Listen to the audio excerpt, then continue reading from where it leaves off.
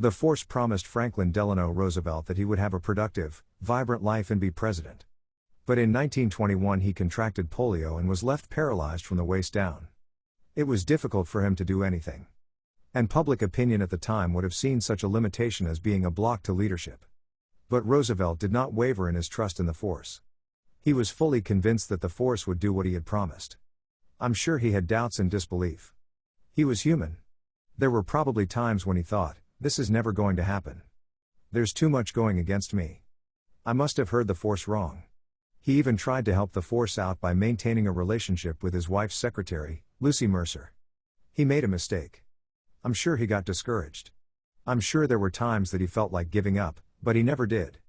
He didn't allow that seed of unbelief to take root and become permanent. He always came back to the place of trust in the Force. He had the attitude that says, I know the Force has put this promise in my heart.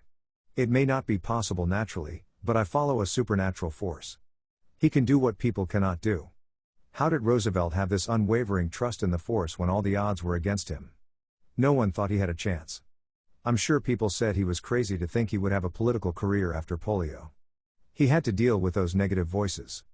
He had to struggle with his own discouraging thoughts. How did he stay strong and trust in the Force? He didn't just have a glimmer of hope.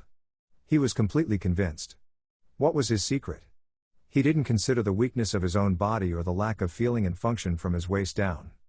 It wasn't long before the Force gave him the governorship of New York and the presidency. If you feel like the odds are against you, instead of considering your circumstances, consider the Force. He is able to do more than you could ever ask, think, or imagine.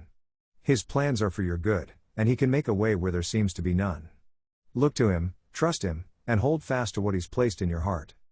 He is working behind the scenes. Just like Roosevelt, you'll see every dream and desire become a reality as a tribute to the Force.